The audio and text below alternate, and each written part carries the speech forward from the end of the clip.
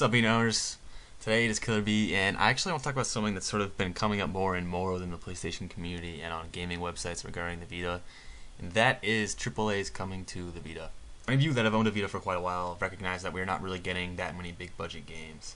It doesn't necessarily have to be AAA, there's AA, single A. We're getting some AA games, not really any AAA, and a few A games. And really the only thing that makes those ratings stand out is that they're usually larger budget games. So really the question comes about why are we not getting any AAA games on the Vita? And I think that is a pretty important question going into the future. I think it's something everybody really wants to know. First things first, you kind of have to look at the history of the Vita. It came out with a really good launch lineup. You had Golden Abyss and a couple of other first-party games, mostly from Sony Computer Entertainment of Japan. Within, I'd say 6 months afterwards, if I remember correctly, you had LittleBigPlanet Vita coming out, Gravity Rush. This is sort of all in the fall, October, November. Assassin's Creed Liberation, and a poorly made COD.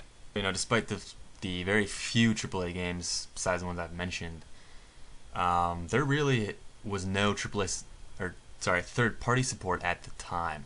Maybe some of you guys can remember games that have come out when the fall of 2012, but I really can't remember any besides LittleBigPlanet Vita, Gravity Rush, Assassin's Creed, and COD that were, to me, of any significance. Sort of turning the year, we had in sort of beginning of 2013, we had Sly Cooper, Thieves in Time, Soul Sacrifice, Killzone in September, and Tearaway in November. And all of these except Sly are first-party games. Sly Cooper Thieves in Time was a second-party game, which means Sony outsourced it to Sanzaru Games, who then made it. So you could sort of say it's in between first-party and third-party. I say it's more first-party than third-party, though. At this time, there's almost no third-party support pretty much coming from anybody. And then going into 2014, things do pick up a little bit. We have Tolkien, Final Fantasy XHD, Borderlands 2. That's just a couple. Those are games that I was excited about. There are definitely more. We've Soul Sacrifice Delta that released, I think, yesterday. So in the beginning of the first quarter of 2014, things definitely picked up for the Vita. But now I really want to get to the question, why isn't Sony really supporting the Vita? In regard to the history thing, I would say PlayStation Vita development overlapped a lot with PlayStation 4 development in terms of software. So for instance, Ben Studios, which made Uncharted Golden Abyss, is now making a game for the PlayStation 4. I forget what it is. I think it's The Order 1886, or is that? I think that's Santa Monica. I can't quite remember. Sort of see, just as that from that one example, there's a shift from Vita to PlayStation 4, and pretty much Sony Computer Entertainment of America has, in general, abandoned the Vita. I think probably, if we're going to analyze this, why there are no AAA games coming to the Vita, the first thing you have to remember about Sony is they are a business, right? Their ultimate goal at the end of the day is to make profits to satisfy shareholders. In the end of the day, that is really all that matters to them. There are only 8 million Vitas sold according to Vita charts. We actually don't know the number of Vitas that have been sold because Sony supplements Vita numbers with PSP numbers. And according to their fiscal report, they only sold 4.1 million Vita TVs, Vitas, and PSPs all put together. Which, to say the least, is kind of shitty. So, pretty much the gist is, and that's over, 3 years? They've only sold 8 million Vitas. That's absolutely pathetic. It's abysmal. There's nothing good you can take from that. Now, not looking at hardware sales, software sales are actually extremely high on the Vita. Sony takes a lot of pride in the fact that Vita owners, despite their small numbers, buy a lot of software. It's probably one small encouraging sign for Sony. But at the end of the day, since they're a business, there's really no point for Sony, no logical economic sense for Sony to put $10 million towards a game, or more than $10 million, to make a game where they do not know if they're going to get a return, right? Sony is really not that they're not a healthy company at the moment. They're in a lot of debt, and there's no real reason for them to pay this big amount of money and not get a return. I think that's really where indies come in. Indies are de-risked software. Sony themselves have stated you only need to give indies enough money so that they survive, which sort of contradicts their indie revolution, but that's another argument.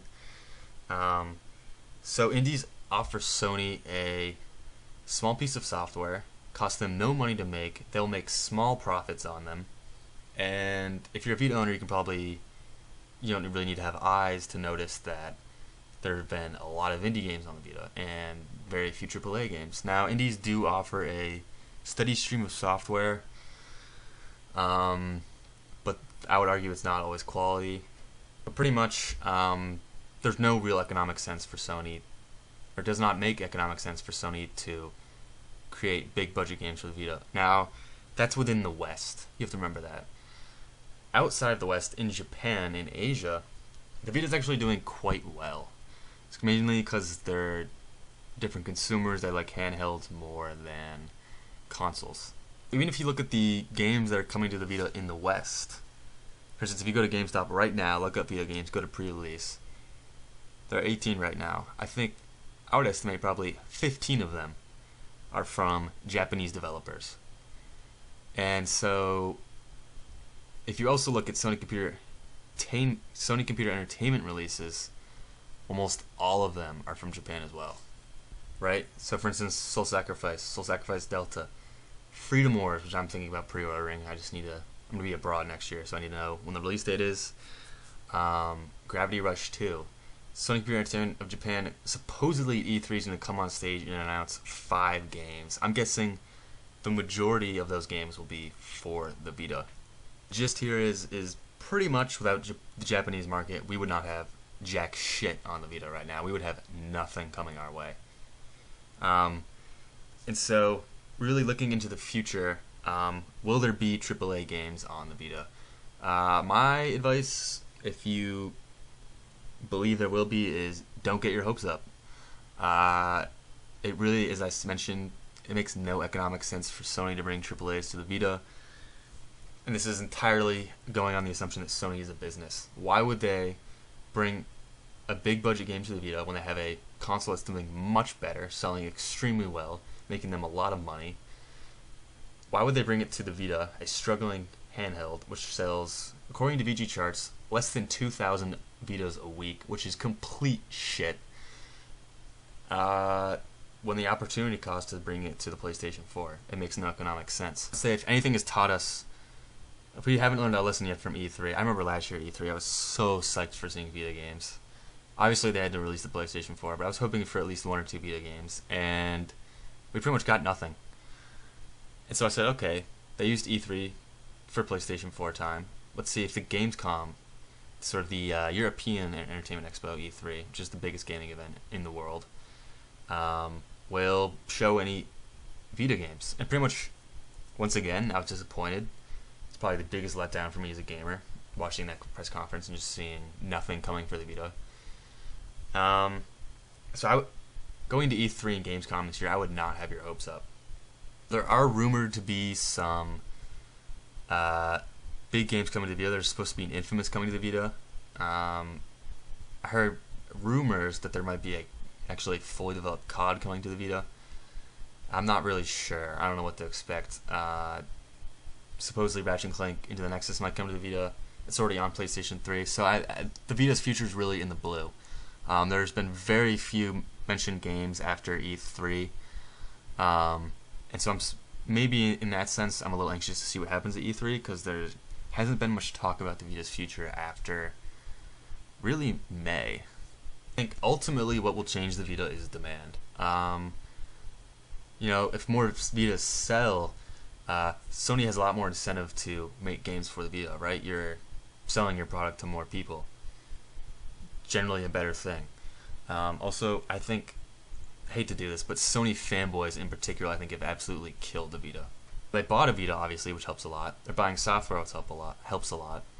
But I think ultimately they don't criticize Sony. I think that hurts a lot. I think as consumers, it is our job to give feedback about the product we purchase so that Sony can improve on it. But if we don't do that, right, Sony's only hearing from those fanboys. And those fanboys are constantly telling Sony, oh, good job. For instance, 60% of PlayStation 4 owners own Vitas. So Sony's probably assuming remote play is a good feature.